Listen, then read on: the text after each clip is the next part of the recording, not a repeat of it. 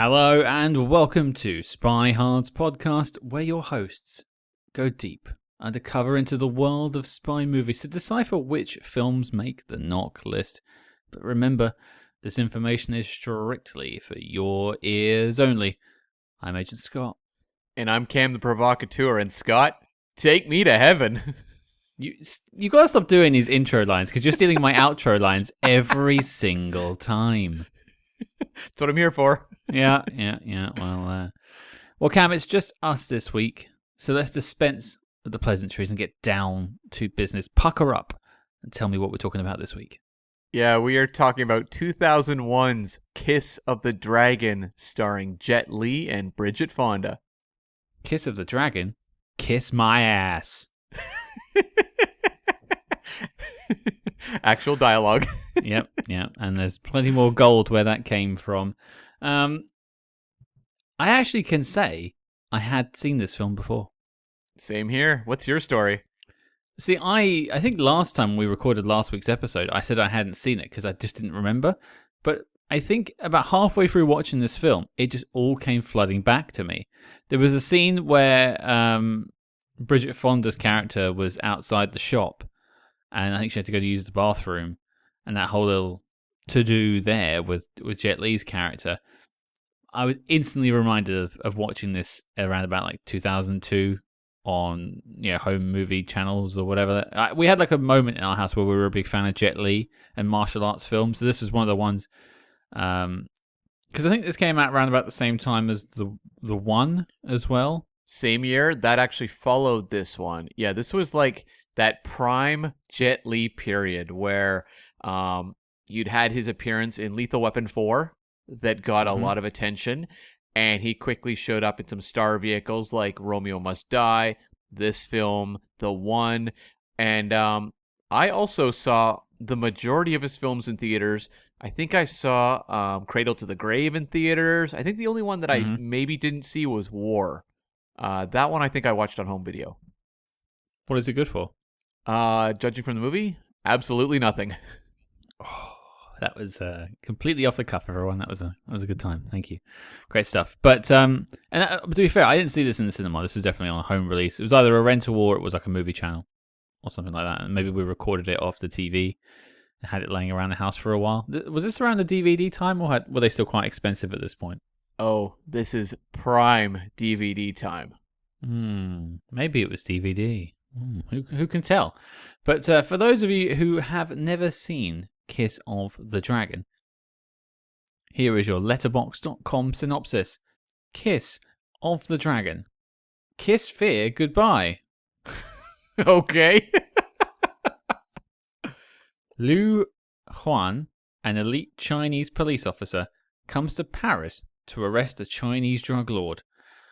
When Huan is betrayed by a French officer and framed for murder, he must go into hiding and find new allies.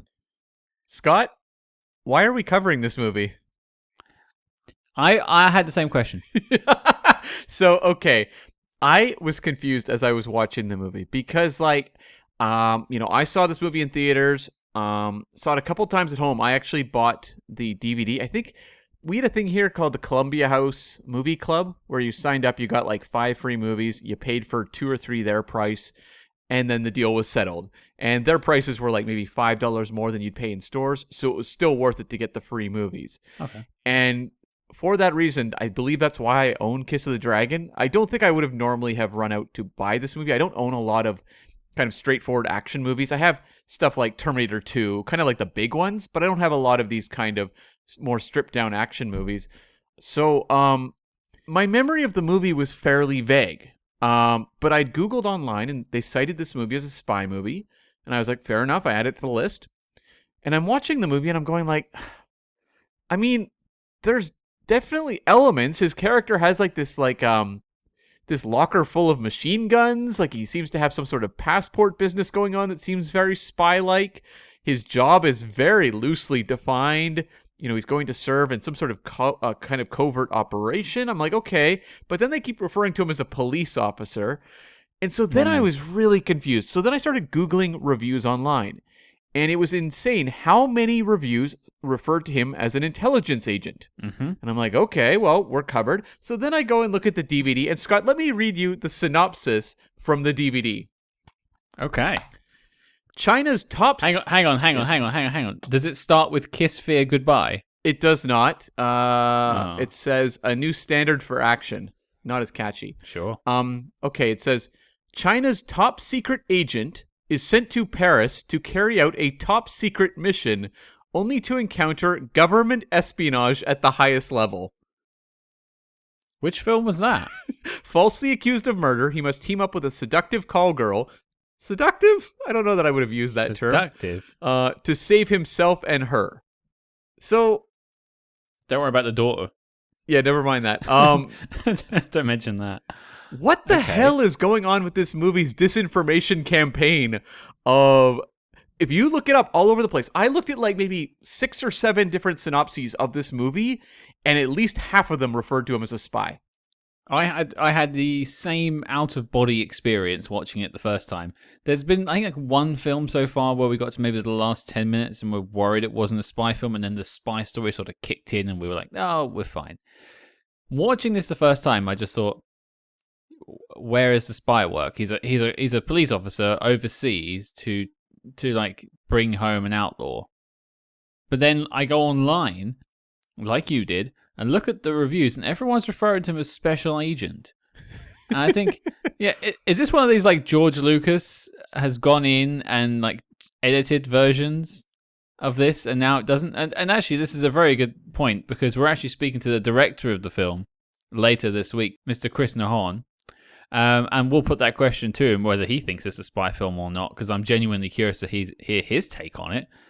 But yeah, this is the first one that online you type in like martial arts spy movies, this film comes up.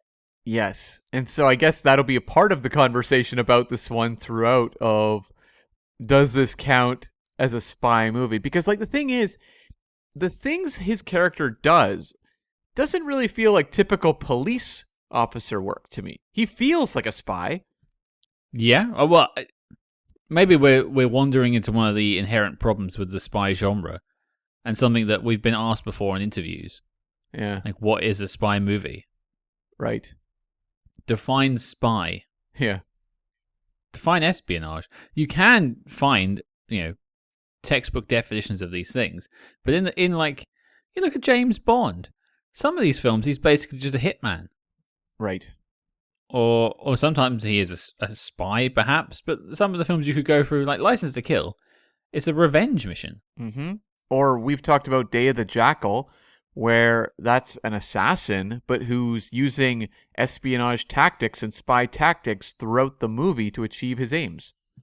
Or the Taken films, which is a former CIA operative who's just out to kill people. Yeah. And I wasn't sure if there's maybe Chinese secret police or something who use more like these types of tactics. Not necessarily the acupuncture stuff, but would be more like operating outside of what the realm of a normal police officer is. I just have no idea. Because they keep talking about how elite he is, and I'm like, does that mean something that I don't really understand? Well, you have to imagine at the highest ranks of sort of police that there are covert teams and things like that, and maybe some espionage is involved, but maybe they're not what you would call an everyday spy. But then in the year 2022, what even is a spy anymore? Because most of it's done online. I don't think people are exchanging briefcases in Istanbul anymore. No, and I guess we'll talk about the movie Snowden one day or something on here. Yeah, exactly. So, I mean, I'll give this one a pass, I think, in terms of it being a spy film. And I mean, otherwise this would be a very short episode. Yeah. But yeah, it was definitely a concern in our heads. And I guess from the DVD case about the government espionage, I'm like, I mean, I guess there's that minister for France who seems to be on the shady side, but that's a real stretch to be writing on the back of the case. Now, listeners will know I usually read the letterboxd.com synopsis for you to give you an idea of what the film is if you haven't seen it before. Cam obviously read you the back of the DVD case. I've just flicked over to IMDb, and here is the IMDb take on the film. A betrayed intelligence officer enlists the aid of a prostitute to prove his innocence from a deadly conspiracy while returning a favor to her. Okay. Who writes these things? Well, that's true. But like you think about some of the movies we've talked about on this show, some of the ones that were like ultra convoluted were complex to try to write out a synopsis for. This movie is not that complicated. Why is it everyone has wildly different interpretations as to what it's about? Is it maybe because our protagonist barely says anything? I do think like the elements of his job are very difficult to determine. Like, it seems very secret agent. Like, you almost have like a handler character he's meeting up with at a certain point. Mm-hmm. Again, I keep going back to that secret locker with the cell phone and like countless machine guns. This seems odd for a police officer. There's two things I want to make like little cuts of this film, like edits, and the locker is one of them. I want to splice in a scene from Men in Black. Oh, yeah. Well, they have hi J or K or whoever it was. I just want to splice that into it. I'll tell you the other one later. Oh, Men in Black 2, you mean? Oh, sorry. Oh, yeah. Men in Black aficionado over here. That's right. Get it right. Again, are they spy films? Yeah, that's fair enough. If Men in Black sort of count, then this sort of counts, I suppose. Well, I think the ambiguity is not really our fault on this one. It's more the film's not entirely sure, and therefore the marketing isn't sure. And so it's just muddied. I imagine a lot of people got like press kits saying intelligence officer goes to Paris to find a missing man or something like that. And then that's where the reviews got it from. I think even Roger Ebert's review references him being an intelligence officer. Yep, that's correct, yeah. But in the film, no one says the word spy. Nope. They only just say cop. Like, he says cop like twice, 2 or 3 times. Yeah. So, this one's vague, but hey, the world of espionage is not black and white. That is damn right. And that's why this is an interesting one to talk about. And it's actually our first martial arts film we've done on the podcast. There's a couple more. You know, Enter the Dragon is a really obvious one, and we will look at that at some point down the road. But it's kind of like the musical spy movies. You wish there was more. And I think that we've got some Jackie... Do you? I do wish there was more musical spy movies, but we do have actually some Jackie Chan ones we're going to cover as well. But like, I always like a diversity of spy stories where we can look at different genres. Jackie Chan musicals? No, spy movies. I got really excited there. He does do musicals, though. Does he? Yeah, I do believe he's classically trained as a singer. And there you have it, folks. But I guess we'll pivot over to, how did this dragon get its first kiss? That's terrible. That was not good. That was off the cuff, and I'm sorry. You should apologize to everyone for that. I genuinely am sorry. So this movie has a story credit by Jet Li. It's his only writing credit. And so I was like, well, that's curious. What did he pitch to them? What it seems like it was... Was it an intelligence agent overseas? Or was it a cop? We don't know. So he met with producer Luc Besson. You know, Luc Besson is a director, a writer, and a producer. He worked on the Taken films that we've covered on this podcast, and was really well known for like La Femme Nikita, Messenger, The Story of Joan of Arc, several other things. He's just cranked out action movies like throughout his career, plus some oddball projects. He's also a figure with many allegations against him that have made him incredibly problematic to even talk about these days, as we acknowledged in the Taken episodes. But back in the probably late 90s, he met with Jet Li, and Jet Li he'd gotten a lot of flack for Romeo Must Die, because that movie, it was like a modest hit, but it had a lot of wire fu, as they called it, where there was a lot of wires used for the martial arts, a lot of people kind of like floating in the air. And Jet Li, that's not what he was famous for. And he was eager to return to the style of fight choreography that had made him famous in the first place. He wanted to please more of his diehard fans, and he wanted to get back to, as he called them, hardcore action sequences. And so, in many ways, this movie was a reaction to Romeo Must Die. And I would suspect that story credit came from meeting with Luc Besson and basically saying, this is the type of movie I want to make. I don't know that there was like a really strong pitch. I did read some interviews with Jet Li, but nothing where he talked about a story credit. This had to have been, like you say, a little meeting idea that came up. Because, as you pointed out earlier, this is not a deep intellectual film. This is very. The story is very shallow. Yeah. I mean, it does have Luc Besson and, should also mention, another SpyHards favorite, Robert Mark Kamen. Yes. So they were there to flesh it out. But yeah, I imagine Jet Li was just an idea of a story, and that was it. That would be my guess. And also, apparently at this time, he'd also turned down the role of Seraph in The Matrix Reloaded, a role that ultimately went to Colin Chow. And that role had been written for Michelle Yeoh. She turned it down. Then Jet Li turned it down. And that character is like, I believe like a guardian for the Oracle in the movie. Oh, that chap. Yes. I was scratching my head as to who you meant, but yeah. Yeah. And so, like, yeah, Jet okay. Li was at this very curious point where, like, his star was on the rise because of Lethal Weapon and then Romeo Must Die, but he was not sure where he wanted to go. And The Matrix was obviously a big deal, but at the same time, an important aspect of that production would be he'd have to spend 6 months on top of the shooting. The shooting would be about 3 months, but he had to spend 6 months with their crew where they would be copying and recording all of his moves. And he was concerned about having all his various martial arts techniques just used and repurposed by a studio. They could do whatever they want with them because they would own them at that point. And he wanted to be able to use his moves however he saw fit and have complete control over that. So that's kind of, I think, what drove him in the direction of something like Kiss of the Dragon, which is more stripped down, lower budget, but he probably has a fair amount of control if they're giving him a story credit. Well, it's not something we're going to dig into necessarily, but this film definitely feels like a European production. It's got that sort of Taken One feel to it, or like Ronin or something like that. It has that sort of gritty European sense to it. And I imagine the budget's around about the same. Definitely. And so, like, this was a reunion, as you mentioned. Robert Mark Kamen came on to do joint screenwriting duties with Luc Besson. And Robert Mark Kamen, for those who haven't heard our Taken episodes, he started off his career doing movies like Taps, the first 3 Karate Kid films. He wrote Lethal Weapon 3.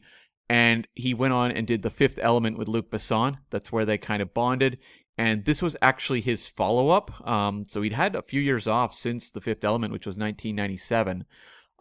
So, like 3 years. He probably had projects he was working on that just didn't go through. That's usually the case for writers when you see a gap in their filmography. And they brought on director Chris Nahon, who was just like a basically student of Luc Besson's at this point. He was someone who was kind of a protege. This was his debut film. There's not like an extensive filmography before this. So we're going to talk to him about that as to, how he got this job in the first place and what his background was. He didn't do a lot after this that people might have caught. He did a couple martial arts movies. He did Blood, the Last Vampire, which featured Corey Yuen coming back. Corey Yuen was the fight choreographer on this movie, and he did the fight choreography on that film. He also did a 2016 movie called Lady Blood Fight, and then he mostly went into documentaries, and he also went and worked on daytime television. He worked on the drama Chronicles of the Sun for, it's been the last few years, and he's done 320 episodes. So, Jesus, that's a lot of TV. Yeah, it's basically daily, right? They've aired 924 episodes since 2018. And you moan that we do one episode a week. I do. So, in terms of casting, Bridget Fonda, I came across an interview with her about this. She signed on to this film with just 2 pages, really. They came to her and pitched kind of a basic idea of what they were looking for. And she had a history of playing kind of a Luc Besson heroine. Like, she played the lead in Point of No Return, which was a American remake of La Femme Nikita. And she was really into like his female characters and what they brought to the screen that other filmmakers didn't necessarily bring. So that was all it took for her. And, when she got the script, she was 100% good to go. I found interviews with her. There's one on cinema.com that's really interesting where she talks a lot about this performance. And they keep saying, what are the similarities between you and your character? And she keeps coming back to depression. And she's talking about how, she was fighting depression throughout the entire shoot and was kind of shut off from everyone else. She felt very hopeless because of this character.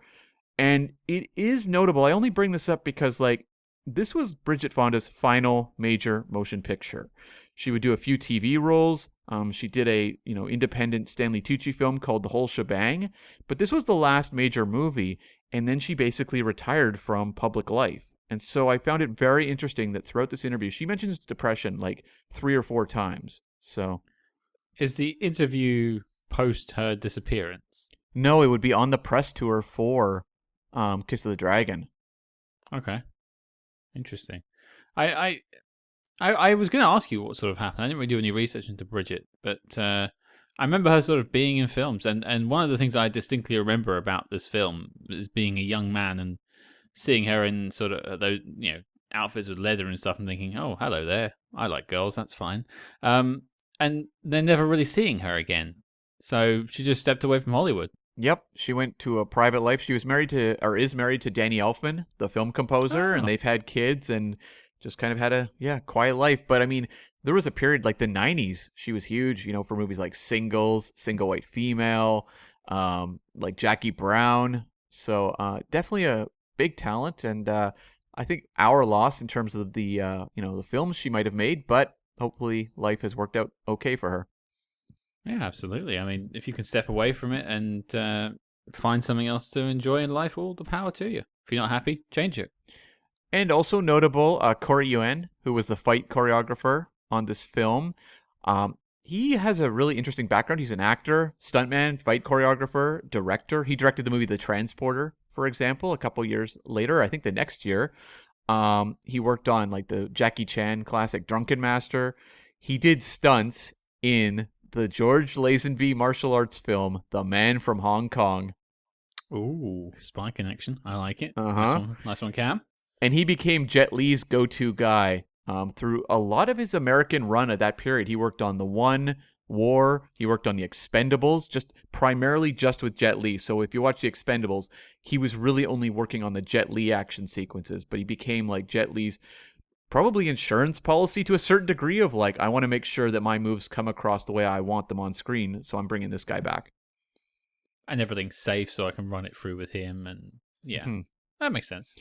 And the only other note I found, just in terms of the production, was a scene that's in the movie where Bridget Fonda's character is being attacked by a pimp named Lupo, and he's slapping her, and Jet Li grabs the hand, and you see that character look shocked. That scene was actually a mistake.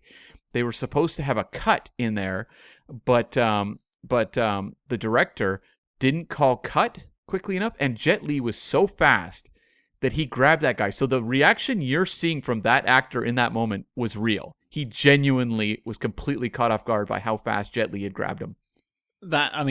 If there's one thing you can say about this film is Jet Li is a force of nature, so nothing about that surprises me. He is not a man I want to get into a fight with. Definitely. And so this movie had a budget of $24 million, so fairly low budget. Domestically, it did 36.8, international 27.6, for a worldwide total of 64.4. So it's not like a huge grosser, but I mean, everyone walked out making money. Well, and I know that we in my household got it on some sort of home video. So this feels like the perfect kind of home video film for a bunch of boys. Yeah, these figures do not represent what the potential DVD sales, and this is 2002, this comes out on DVD. That is that prime period where people are just buying everything on DVD. I imagine it's got a very comfortable legacy and probably still makes some money. Obviously, I think I rented it, but Cam, you obviously had a copy, so they've already made money out of us. Yeah, and it has some decent special features on it. It's got a full-length commentary with the director plus Jet Li and Bridget Fonda. It's that era where they're like offering you genuine value for your home media releases. Matt, do you remember those days when like DVD features used to be worthwhile? Oh, I mean, it happens occasionally. They're putting out a Star Trek motion picture set that has incredible features, it sounds like, but it's so rare.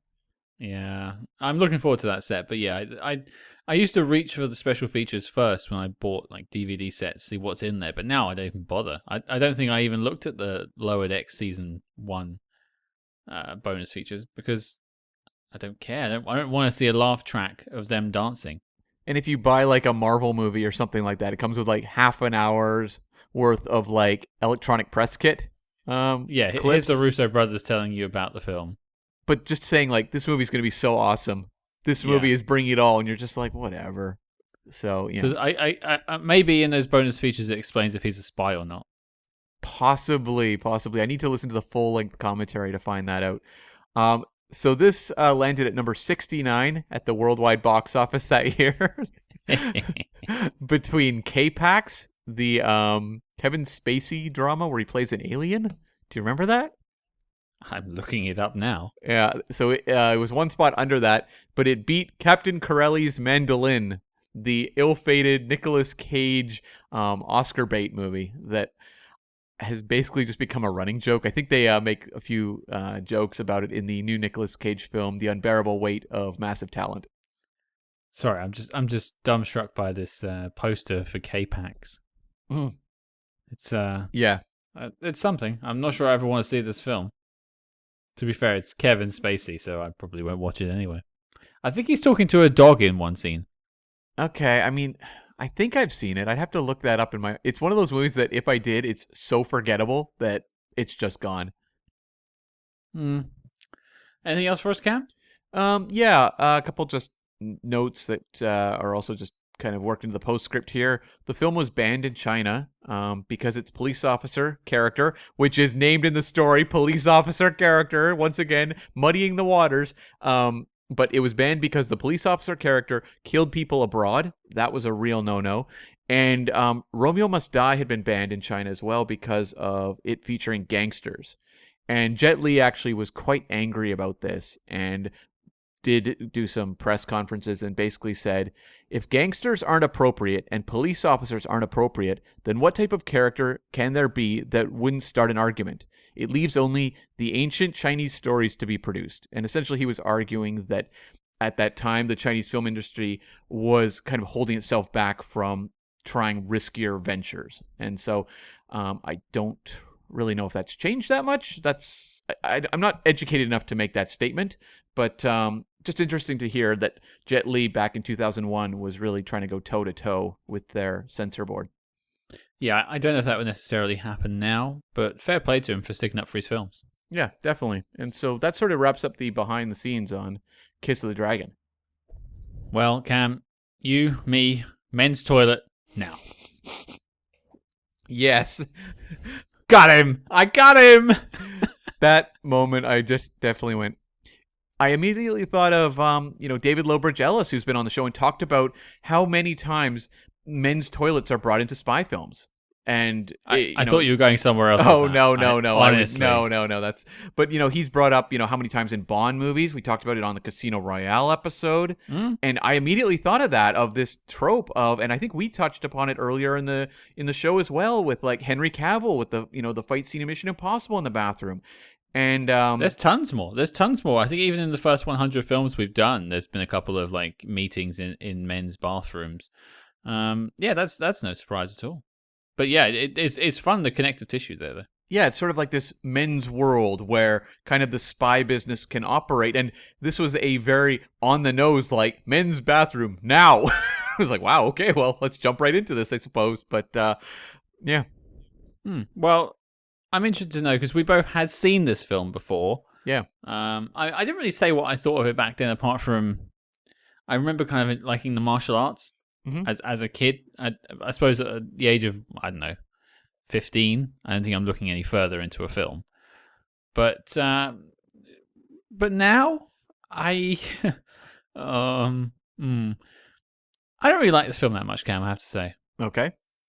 I like the martial arts scenes. I think they are all great. I think it has a really strong start and a really strong finish. But there's about an hour in between where there's nothing going on.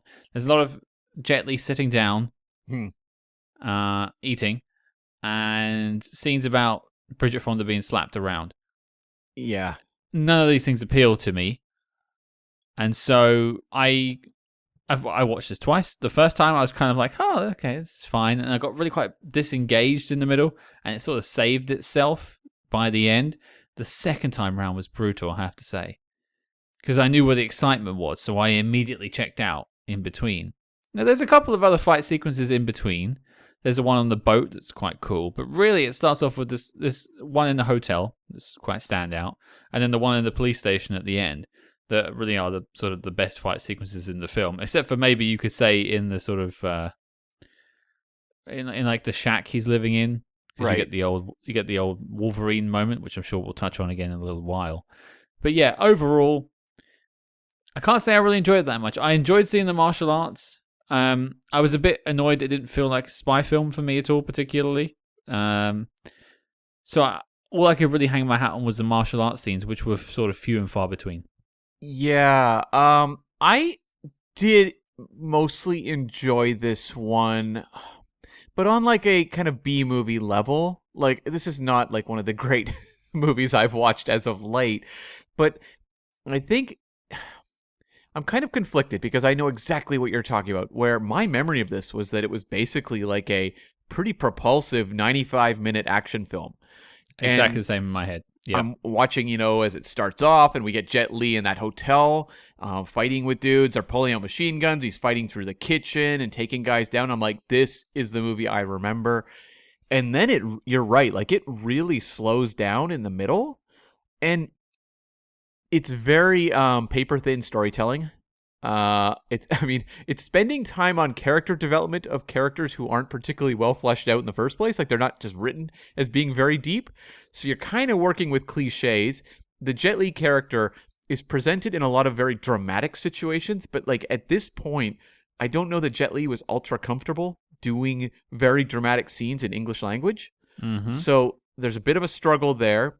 I thought Bridget Fonda was borderline great in this, where, like, again, you're given this cliched character. She's talking about like this girl from, like, was it North Carolina or something like that, or South Dakota, I think so. something North like Dakota, that. maybe. Yeah. Yeah, talking about how she used to work on a farm and got like seduced by this powerful criminal character, and I'm like, this is like just heaping on the cliches, but the way she brings this like very jittery way of talking to people, the way she's like has this kind of hyperactive approach to all of her conversations, and like you get the sense of like nervousness and fear she has. I'm like, this is what happens when you hire a legit great actor and plug them into kind of thin material. It's like if you see the new Thor movie and you watch what Christian Bale is doing with Gore the God Butcher. Like, this is not going to be the great role of his career, but boy is he invested. And that's kind of how I felt with Bridget Fonda in this movie. So I feel like that did a little more to pave over that middle section for me. But it is incredibly simplistic, and it doesn't really pick up until the end. And I thought, like, once you got to the end, it had some very inventive stuff, some very, very cool moments.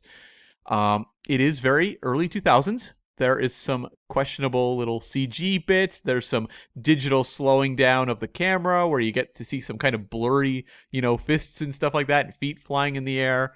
But when I think of a lot of the movies of that era where they were real like hack and slash martial arts movies where like often the action was kind of incoherent, this one delivered enough that I walked away content, even if like kind of like you alluded to earlier when you were giving your thoughts, it's kind of icky at parts in the same way that Taken was icky. There are very similar themes going on here and similarly icky. Yeah, there's some drug use in the film, and not necessarily consensual drug use. Mm-hmm. I wouldn't say it's necessarily done tastefully, but I wouldn't say it's distasteful either. It's just kind of matter of fact. It is done in a way where the actors are really capturing the reality of it. Like, Bridget Fonda plays the hell out of that scene, and Tchéky Karyo, maybe the most evil character we've ever tackled in a spy movie. They are making that moment feel real, but at the same time, I'm asking, why are the filmmakers making me watch this? It's just a far cry from like Barbara Carrera as a nurse at Shrublands giving the injection to the Patachi chap, like, time for your medicine, Jack. Yeah. That's very on the nose, kind of campy. This is a lot more serious. I don't mind either. I didn't have a problem with taking too much either when it comes to that. I know you find it more uncomfortable, which is entirely fair enough. There's a couple of other things that I find a bit weird about this film, but yeah, overall, I get what you mean. I totally agree. I think the martial arts sequences are very well shot. And yeah, there's some trickery going on. There's a little bit of wire work, I think, in the office police station bit at the end. I believe they had to use wire work for the tall blonde dudes. Okay. There was a couple Yeah. moments there. Yeah. The twins. Yeah. But every single time a fight broke out, my attention was instantly snapped back into the film. It's just anything in between, I just found myself drifting. And they've talked about how, like, I believe Jet Li said, like, he wanted to make a movie that was important from a story point of view, not just martial arts. And I think he cracked the code a little better a few years later in the movie Unleashed, which was also known as Danny the Dog, I believe, depending on where you lived. And that one, I think, captured, like, I don't know, more of a character drama element stronger than this one. And I do think it is, I can't go back to it, but I really think it's like Jet Li's not quite fully confident in English language performances like this. Like a lot of Bridget Fonda's performance, I wonder how much of it, the sort of like jittery self-talk she has going on, is almost to like make up for the fact she doesn't have a strong dramatic actor to bounce off of. She is the only energy in the scene. One of my notes about Jet Li was it kind of reminded me of George Lazenby in a sense. Although I think George Lazenby had more skills in terms of acting than Jet Li does. Maybe not with the martial arts, mind you. But Diana Rigg was acting around George Lazenby and trying to make him look good. So much so that they fell out. Bridget Fonda is acting around Jet Li. And one of my detriments, we can get into it later, is I just think he hasn't got the chops at this point for a dramatic role. And I think a different actor could have done a lot with the drama and the story in this, but not necessarily the martial arts. So it was a trade-off to make the martial arts look more realistic. I can say that I'll come out of this remembering some of the martial arts sequences more now I've watched it again. I don't think the story is deep enough that you, even if they had a better actor in place, that you would still remember the story, because it is really quite bland. Yeah. Like, you could stick, I don't know, George Clooney in this film, and I still probably wouldn't remember him carrying the woman into the hospital to like, help! Yeah. It's just so boring. It's whatever. So I guess they made the right choice. Yeah, I think Honor Majesties is a great comparison because, like, Bridget Fonda is kind of a little too classy for this movie, a little too high wattage. Like, this role doesn't demand, like, a really strong dramatic talent. And this movie is, as we said, like, it's a lower budget martial arts movie. They could have easily cast someone else. The fact that, Bridget Fonda, just like 4 years before, is working with Quentin Tarantino on Jackie Brown, has a very long, history as a movie star. She's bringing that. And I think they needed that because I think the movie is a lot better with her if they'd cast someone else, a flavor of the week or something like that. This movie, I can't say to this day it has a rich legacy, but I think it would be even more ignored with a lesser talent. Yeah, absolutely. I did want to talk about the legacy of this film. Maybe we'll circle back to that at the end. Let's talk about some things that we did like. Yeah. And I want to start us off with someone I haven't really spoken much about, but Bridget Fonda. Yeah. I'm fond of her. Yes. You're welcome, everyone. I'm sure a pun that's been used a million times before. But yeah, she is, for me, the only thing that, as you said, kept me interested in between the martial arts sequences. And it's interesting hearing from you that she sort of sought out this sort of Luc Besson-esque female lead role. She wanted to tackle something like that. Because a lot of people might think it leaves a lot to be desired for an actor. I think it's really interesting in the world of like these Luc Besson action films where like they are kind of like meat and potatoes action films that maybe we don't hold in a particularly high regard. But when you think about it, for a long time now, they've very much put women front and center in these strong action roles. And obviously Luc Besson's, whatever issues are going on with that guy, I don't know, but like it makes it more complicated to talk about that now. But like when you start to like think about it, you've got Mila Jovovich doing a number of films for him, Scarlett Johansson doing Lucy. You go, all the way back. You've obviously got Bridget Fonda saying, she was a big fan of what he was doing. I wonder how much of it just had to do with the fact like he offered roles. Regardless of how high you rank Luc Besson action films, he was offering roles that just did not really exist that frequently in the mainstream. No, I think that's a fair point. I think, offering something that they can't necessarily get elsewhere is an important aspect. And it's why I know actors tend to gravitate towards these sort of auteur directors, not comparing Luc Besson to anything like that, but like David Lynch films is going to give you something a bit different than you're going to get from a Spielberg.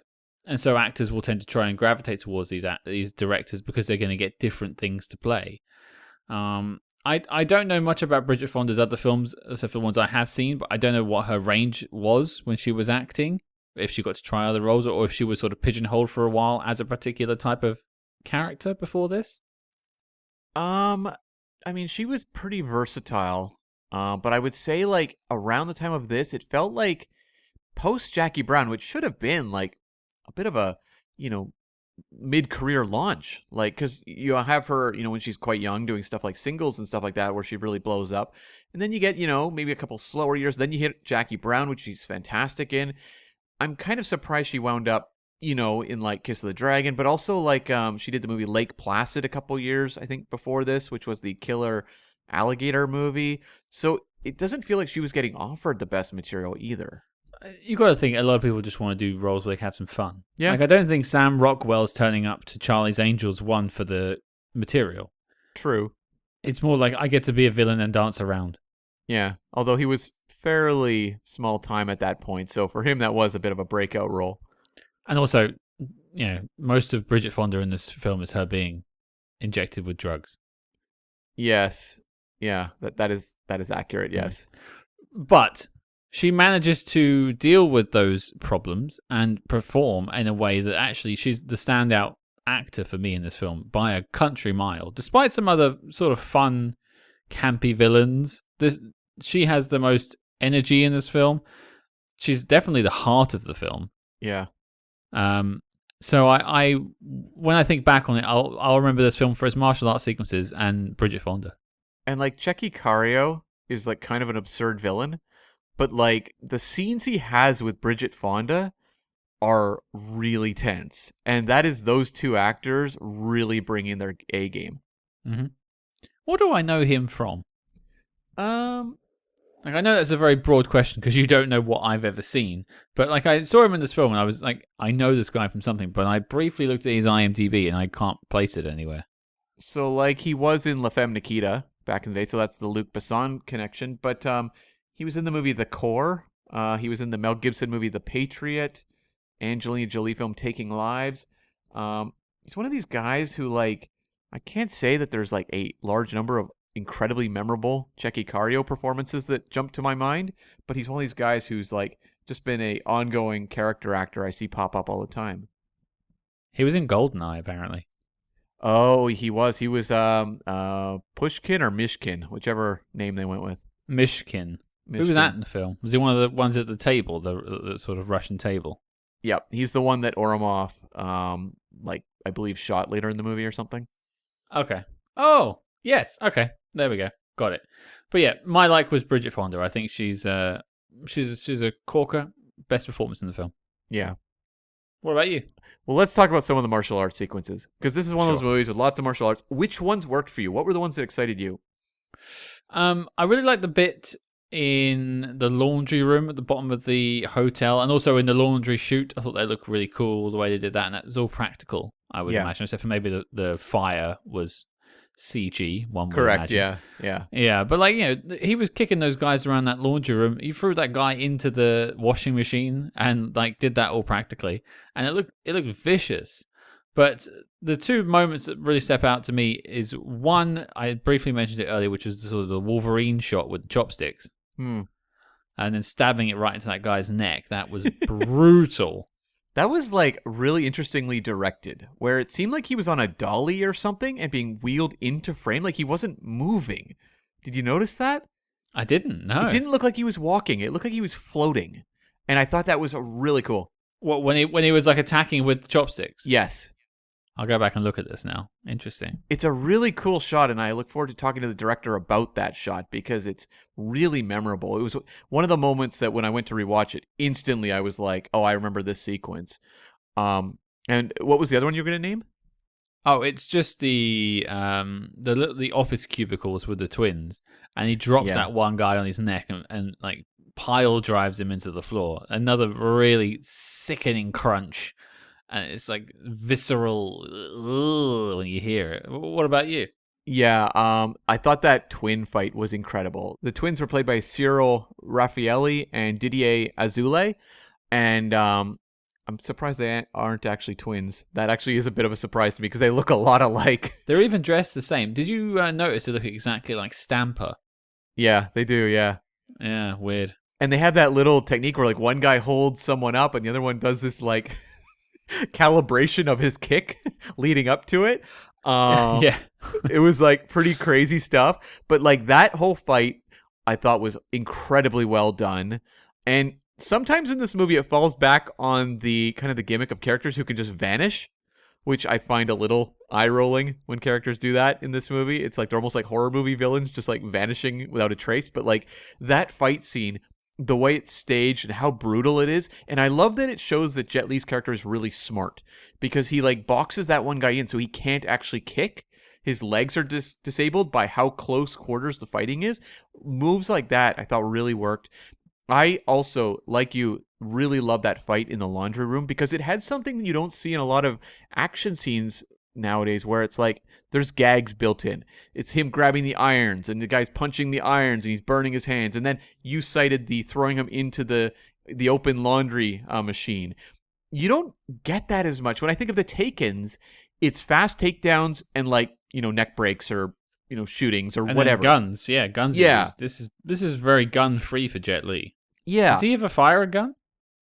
I don't think he does. No, I don't think he does. And speaking of like funny moments, you think about the twin fight again. You've got the moment where Jet Li is like slapping the guy and doing the old like this hand here and punch him in the face. This is an audio podcast. I should be describing it better.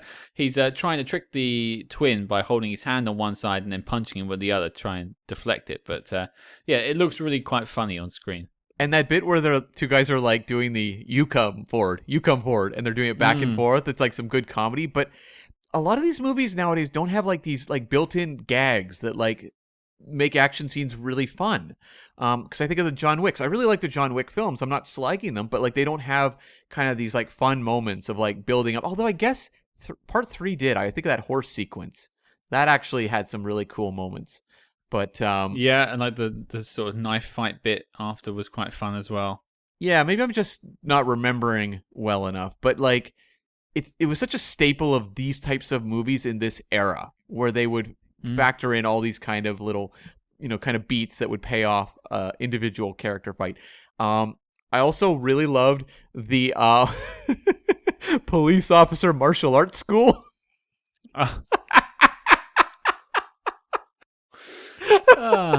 was that? I love that it's like the next room, like you walk into the front office of the police station and the next room they're all in like gi training. With billy clubs.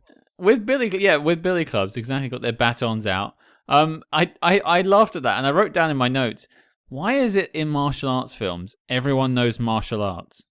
That is an excellent question. And I mean, it starts off absurd and it only gets more absurd, but like that moment where it's like 3 guys swinging batons and Jet Li dodging all 3 of them with his own baton, and incredible. Like incredibly well staged. I thought that was so awesome. But you know what's crazy? I was looking at that scene and I thought, like, this is exactly what they did in Matrix Revolutions. Right. With the Mr. Smiths and Neo.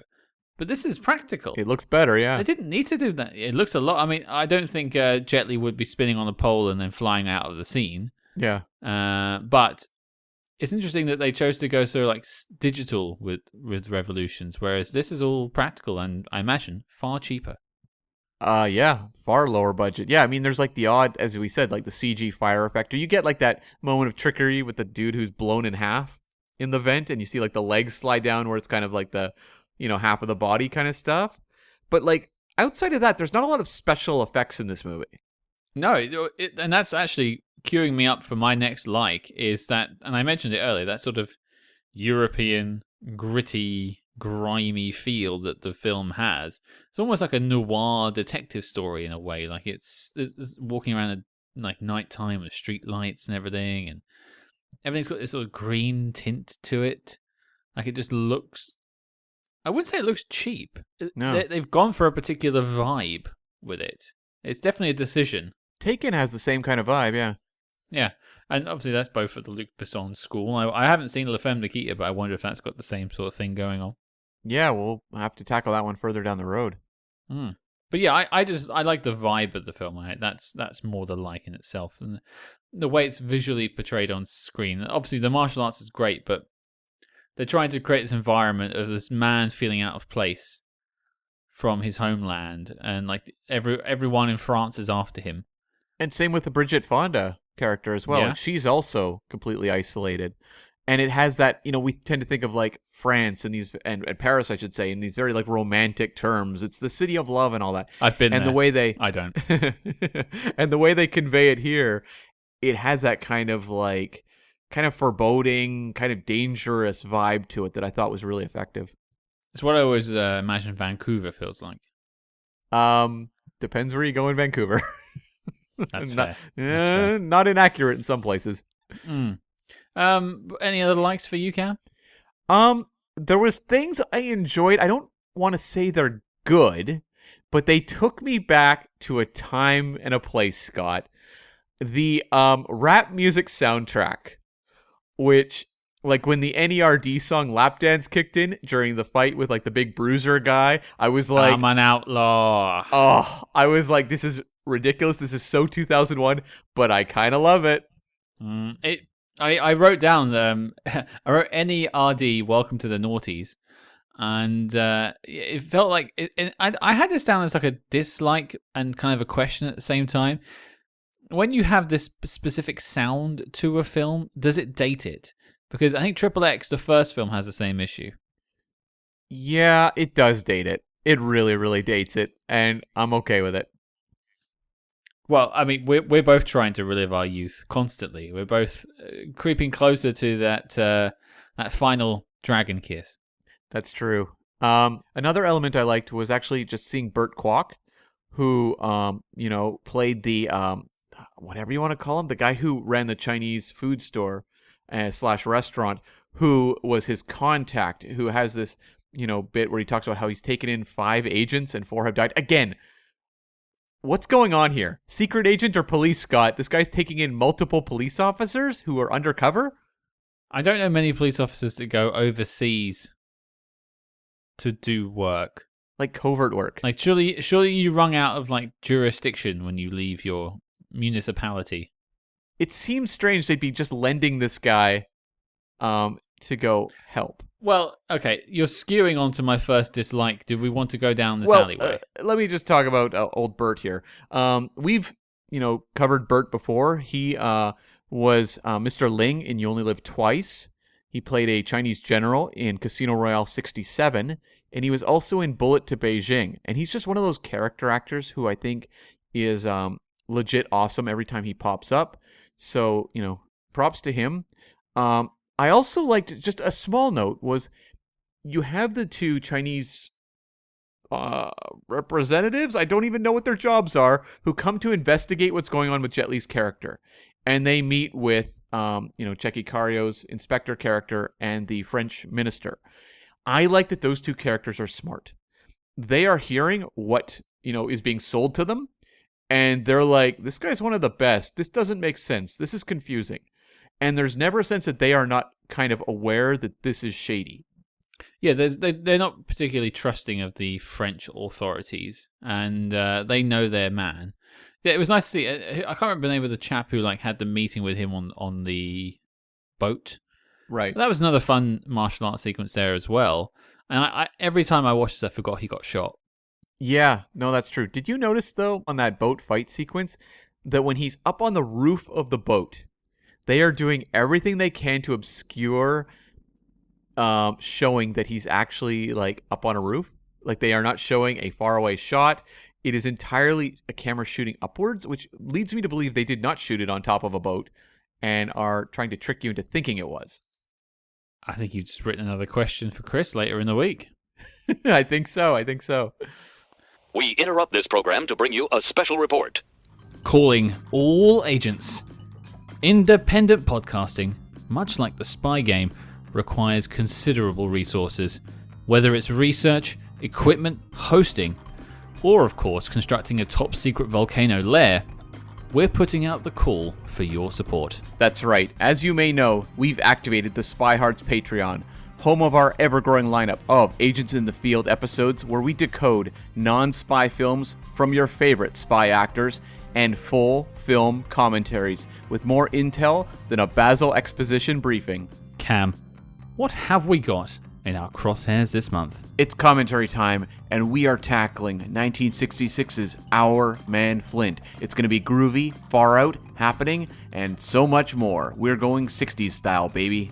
And if that sounds delicious, then become a true spy hard today and join the circus at patreon.com/spyhards. But before this message self-destructs, Cam, resume the spy jinx. I queued it up before, but I think in terms of dislikes, my major one is this plot has quite a few holes in it. You don't say. I know, shock horror. Okay, it's a martial arts film, a low budget martial arts film from the noughties. I shouldn't be expecting too much here, but can anyone tell me why Jet Li's character is even in town? No, I cannot. Well, thanks for listening, everyone. We'll see you next week. I guess so it's like this Chinese gangster who's operating in France, so there must be some sort of crossover there, like maybe they were pursuing him in China? I don't know. I have no idea. They don't give you a lot of information here. He looks like he's too busy chasing heaven to be doing any gangster stuff. My favorite part is actually when he is stabbed by the sex worker, and he says, "I'm dying." Yes, you are. That made me laugh. It did. It made me laugh too. There's other things that don't make sense. Like Tchéky Karyo's character, Inspector Richard. This character, can you explain to me how this guy is managing to operate in the shadows? There's no shadow. Apparently he controls the entire police force of Paris. Because he sends them all going at Jet Li. And Jet Li takes them all down, by the way. Credit to the man. But why does he even try to kill Jet Li's character? I do not know. It's crazy. And what's the plan here? He is gunning down his own people. Like just willy-nilly, like in that hotel, for example.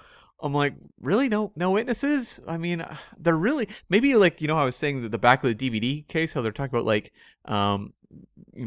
corruption at the highest level. I mean, maybe that's the corruption. Just this guy is able to apparently just operate with complete immunity.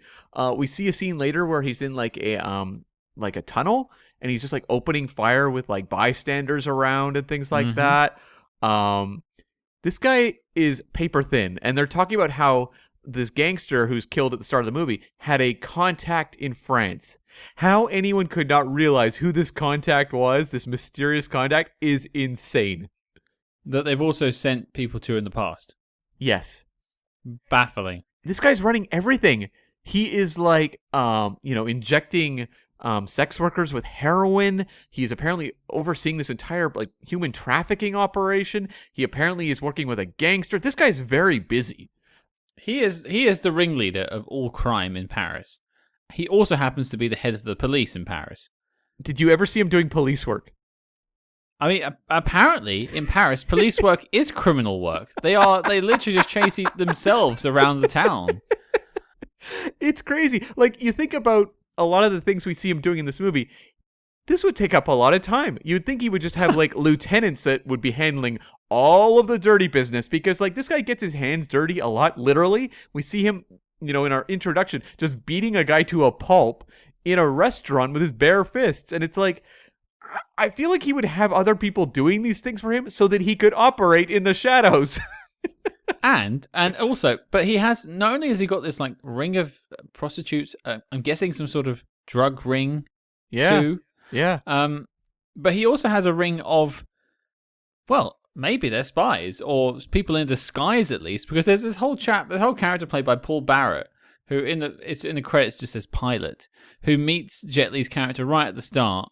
Oh yeah. It was with a proper British accent. You knew in town. Oh yeah. Oh, China. I love China. They have chopsticks, and then eventually he then turns out to be working for the guy and pulls out 2 machine guns and shoots up the entire hotel lobby. with staff around. So he had to maintain this chap and have him wear a disguise and put on an accent and pretend to like check if it's Jet Li. I guess. Is he the one that gets hit with the billiard ball out of the pocket?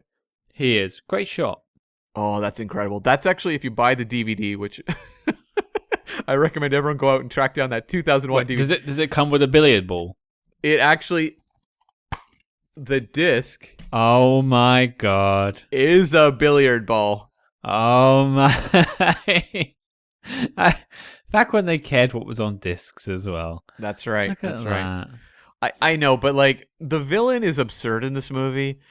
And so it's like, this is a movie that like you can't start to pick apart this script. You just can't. Like it's basically just a clothesline for action sequences. So Right. yeah. You said it. You've set me up for something. It was a note and you've set me up. Okay. In the past, you have said comedies are a basic plot just to hang gags off of. Are martial arts films the same? Mm-hmm. Just in that's a yes. Yeah, I agree. Yeah. Yeah, okay. I'd never really noticed that. I'm not really much of a martial arts film fan. I was when I was younger, but I wasn't really paying attention to plot at that point. I'd be interested to see when we tackle a few more if it really is literally just sort of a threadbare narrative that they can just have cool stunts on. I mean, a lot of the Jackie Chan films, it was pretty basic. Like, it was just kind of a setup and then extended action sequences. Why would you ruin the tuxedo for me? I can't speak to the tuxedo. I'm thinking more of his films he made in China that were, like, incredible and way better than anything he made in America. So those are the movies I'm thinking of more so. Oh, no, you definitely ruined the tuxedo for me. Yeah, I guess I have, actually. Sorry. Sorry, tuxedo fans. Oh, man. Another noughties film. But a dislike for you, Cam? Well, I guess for me, it does kind of just fall into the sluggishness in that middle section. Like, there are sequences where it's like Jet Li escaping and going through like a tunnel system and stuff that I'm just like, like this feels kind of like pedestrian, almost like time filler. It's like you have some incredibly well-constructed martial arts sequences in the movie, but then you get a lot of kind of filler like that. And you get a lot of like the real unpleasantness in this area where it's like Bridget Fonda being slapped again and again and again. And I'm like, okay, like again, like different sensibilities in a 2001 movie. I don't think they would shoot this material the same way in 2022, but it's not particularly pleasant to sit through.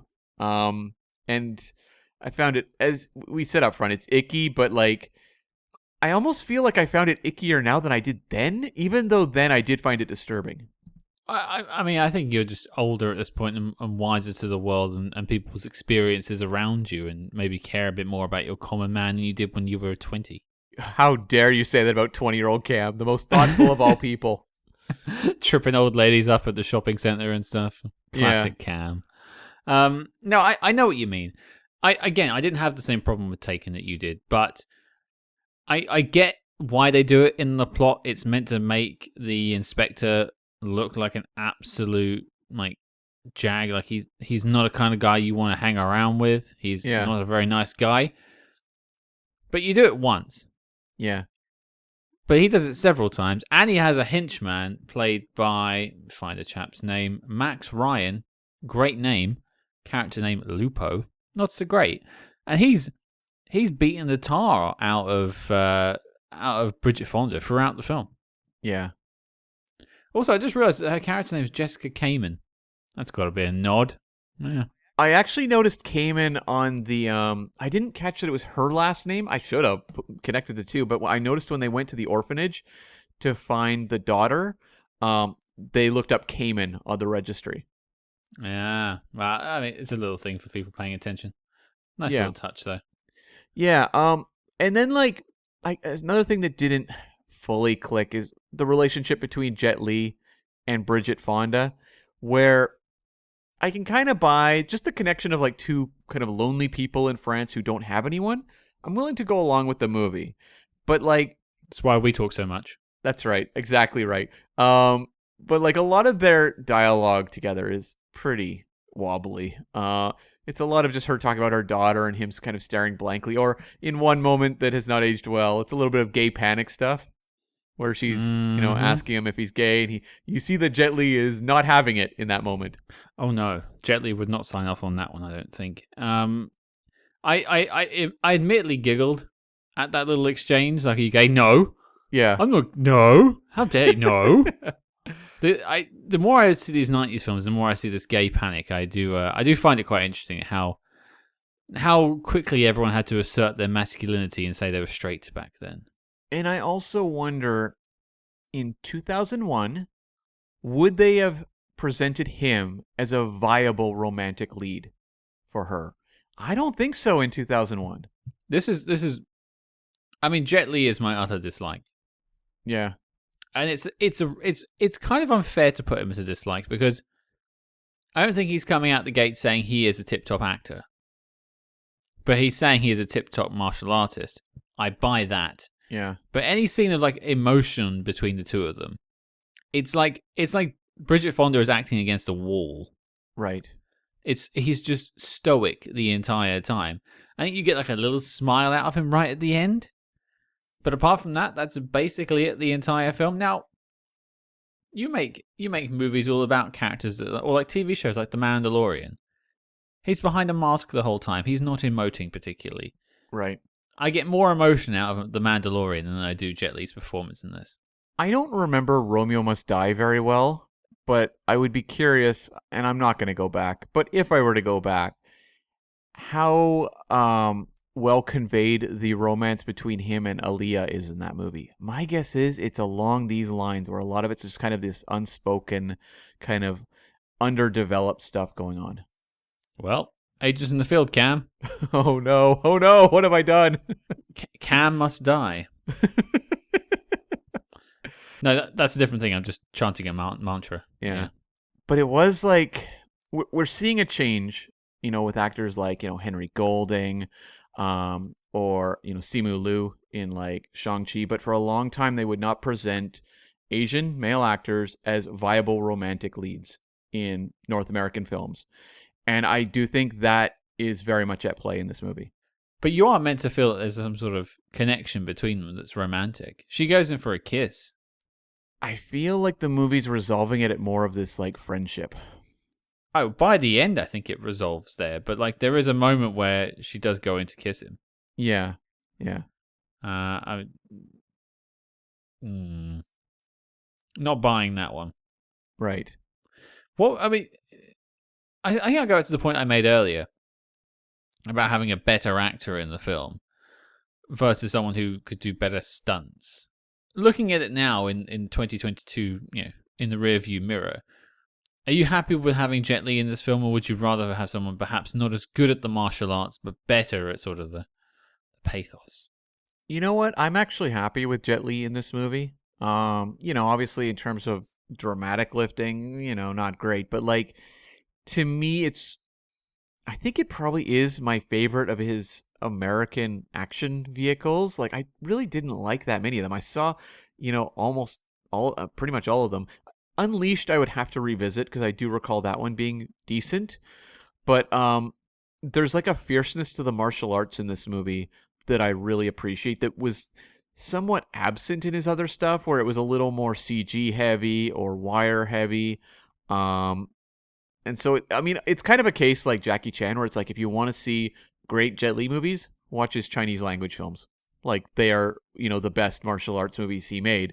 But I think in terms of his American work, this is the best one. Well, that's me for dislikes and likes taken care of. Do you have any final notes, Cam? I've got a few. Let's talk about the needle death at the end, which is built up, the acupuncture stuff. Again, this is very secret agency that he has this like bracelet of needles that he uses at key moments, which I thought was actually a great gimmick for the character. Mm-hmm. And when he does the titular kiss of the dragon at the end of the movie, it does not disappoint, and major bonus points to Tchéky Karyo for sputtering and like just salivating all over the place and then hitting the ground. He went all out in that scene of him dying. I mean, just as a gimmick itself, the acupuncture thing, I think is like, it feels like a Q branch special. It's like it's a really cool thing you don't really see. I don't think I've ever seen it done in any other film since. Nothing that jumps to mind, and I like how he uses it both as a weapon and also to help people. When Bridget Fonda's in distress and he's going to go get her daughter, he puts one in her neck to kind of let her relax and sleep in the hospital. Like, it's kind of this all-purpose tool he has, but there is that deadly kiss of the dragon. He's always got that up his sleeve, literally. I mean, that moment where he inserts into the back of Karyo's neck with his lips. I'm like, that's amazing. Has there ever been a moment in your life where you wish you had that skill? Like the kiss of the dragon, or just in terms of the acupuncture? Just the acupuncture skills. Not yet, but maybe one day when I have more aches and pains, yes. Oh, you're thinking more of like a self-treatment kind of thing. I think that guy is a whiz. If you have a sore shoulder, he has it cured in a second. You come downstairs to have breakfast. You're like, oh, I'm ready. Oh, thanks. Cheers. All right, yeah, cured. All good. I don't have problems sleeping, so I don't really need it for that. So I think it would just come down to wounds. You see, there's a couple of times in my life I feel like I wish I could have had those just to shut people up. Fair. Me? You got. I wasn't gonna say it. I was just gonna stick a pin in your shoulder and take care of it that way. I'll be really watching myself in Las Vegas. You see me come at you with my mouth. It's like at the back of my neck. I'm like, uh-oh, yeah. Uh-oh. Kiss of the dragon, Cam. I start gurgling. That's just when you see me anyway. Another note tied to the Karyo character.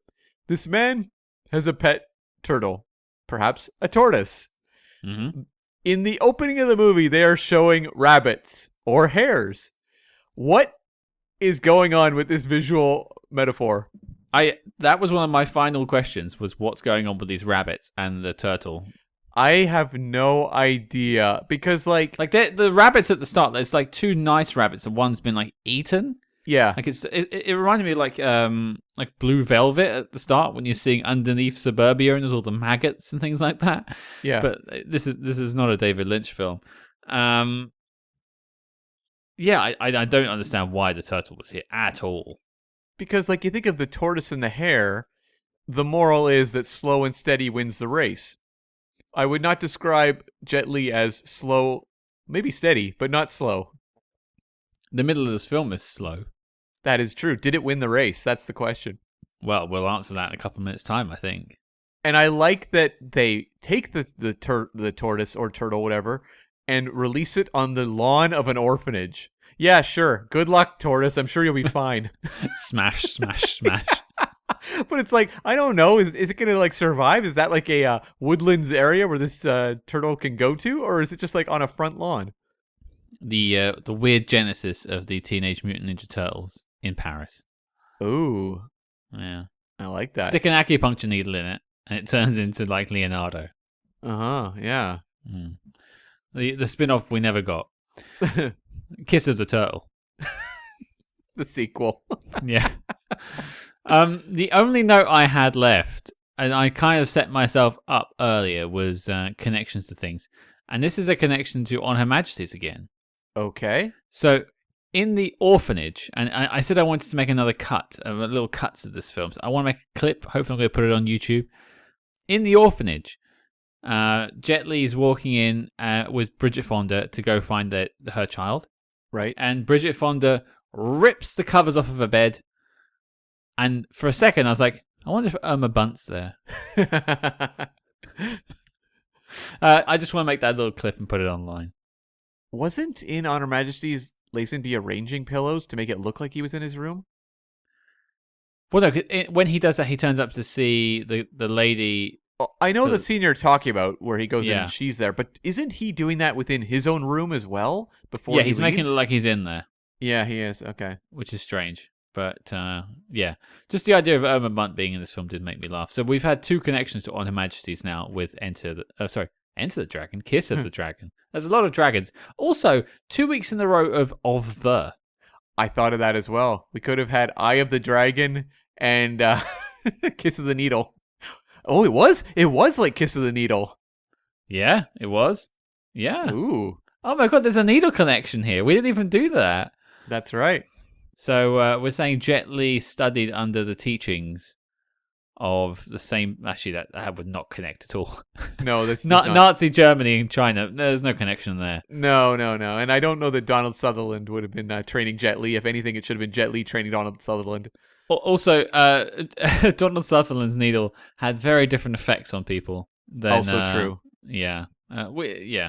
Donald Sutherland's well known for his needle, but far more damaging. That sounds like a euphemism. It may have been. May have been, okay. Well, that's actually me for the notes. I haven't got that many left. I think we sort of covered everything. Do you have anything left, Cam? No, I think that kind of wraps me up, really. Maybe I'll just kind of wrap up the film discussion with, I mentioned this earlier. Is Tchéky Karyo the most, loathsome villain we've seen since we've started this podcast? I don't know that there's many that really... Because you can look at, the Bond villains, and they're want to, destroy the world or whatever. But, this is evil on a level that I don't feel like we stumble across too often.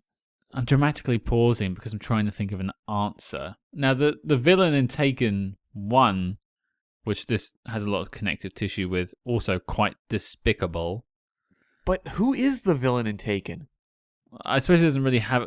there is a sheik, isn't there, at one point?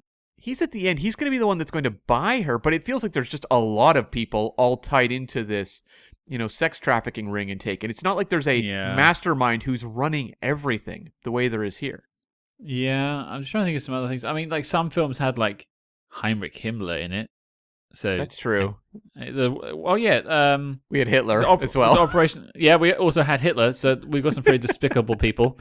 Okay, let's correct it to fictional characters. Okay, yeah, right. Pivot there. We'll pivot there.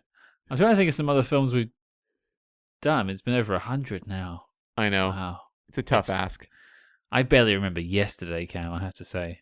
The villain in Taken 2 was pretty loathsome. I suppose because this has got that sort of gritty, disgusting feel to it. And not all the films we do have that sort of horrible feeling, and some of them are a lot more glossy. And so the villains aren't particularly as loathsome because they're meant to be for kids. Yeah. I don't think Floop is going to come up on a list of worst villains alongside this chap. No. And it's a case where it's they want you to just hate this man more than anything humanly possible so that you get that satisfaction of seeing him die in a unbelievably over-the-top way. So, and he keeps a turtle in a drawer. That's some pretty crappy thing to do. I feel like that's a subtle addition to how awful he is. They're give you all the stuff that's in your face crazy, and then they also just throw in animal abuse just on the side. I don't really care about humans that much, but animal abuse, oof, you're going in my bad books, I have to say. That's right. Well, speaking of bad books, Kiss of the Dragon, is it making the knock list? Cam, is it a spy film? Yeah, I don't know. I was gonna say, is this a spy movie? I think the fact that hang on. Have we come down on an answer on that question? I mean, my answer would be if it were more spy centric. If Jet Li's character was defined as a spy in this movie, I would still say no. I don't think this movie's strong enough to make the knock list. I think it's a solid martial arts film. It's got some really cool little moments. I think Bridget Fonda gives a good performance, but this is kind of a B movie. And so if you're into these kind of down and dirty action films, by all means enjoy it, but it's not a knock list contender. No, and I mean, for me, I intend to put the question to Chris later this week. The episode will be out Friday, but at the time of recording, we're actually interviewing him a couple of days after the review, which is rare for us. Usually we do the interviews before. So I'll definitely put that question to him and try and get his take on the spy thing. But for me, I'm not sure it is. Yeah. I'm really not sure it is. And even if it were, as you said, Cam, I don't think it's enough. There's some great fight sequences. Some of the best fight sequences we've had on this show. Top-notch stuff. We've had Bond films, Bourne films, all kinds of good stunts. This is some top-notch stunt work here. But is it a spy film? No. Therefore, is it making the list of all-time spy movies? No. Here's a question. Which do you prefer, this or Taken? Because they're both, Luc Besson produced films. We're going to tackle a lot of Luc Besson produced action films on this show, so we've only done a few. But yeah, which do you come down on? Which do you prefer? I think I'd sooner watch Taken than I'd watch this. I think I prefer this one just by a hair. A hare, a rabbit. I think Taken is just slightly more level. Like the pace is very level throughout. It's not like it has a really great start and a really great end and like this void in the middle that just bores me. Taken maybe doesn't have the highs of this when it comes to fights. Right. But it is consistent throughout. It's more of a consistent film. It's more propulsive than this one. This one, Yeah. I agree. Like, it has some pace issues. I think I just come down on the side of, like, the action in this one is more memorable to me than Taken. We recently covered Taken. We did a film commentary for it over on the Patreon. So we're pretty up to date with Taken, and I would still rather go back to it. Mm-hmm. Yeah. Okay. Fair enough. Well, there you go. 2 no's. We're not even entirely convinced that this film is a spy film, but do hang around to Friday. Check out our interview with the director, and we will throw that question to the man that made this film. But 2 votes. It's not making the knock list, and the dossier on Kiss of the Dragon is complete and filed as classified. Question to you, Cameron. What are we doing next week? We are going back to the 1960s and kicking it with Vincent Price once again for Dr. Goldfoot and the Girl Bombs. I had some fun with the first Dr. Goldfoot film. I can't say I had a ton of fun with that film. I think I'm still living inside that chase sequence in San Francisco. I think in terms of I think it is still running. I think I've left my screen on downstairs still showing it since we recorded that. But I'm keen to see what the immediate follow-up is like. I think it's like the next year. Yeah. I'm admittedly a little worried about what is often deemed a lesser sequel. That's not a prospect that fills me with excitement, but we'll see how it is. Hey, you like the first film? This one? It's okay. We'll find out. We've got a great guest joining us, a returning guest from the team over at Spybrary. So your mission, should you choose to accept it, is to check out Dr. Goldfoot and the Girl Bombs and join us next week. If you like what you hear on the show, please consider leaving us a 5-star review wherever you get your podcasts. And do not forget to follow us discreetly on social media at SpyHards. That's SpyHards on Facebook, Twitter, and Instagram. But until next week, listeners, do remember, I don't sell shrimp chips.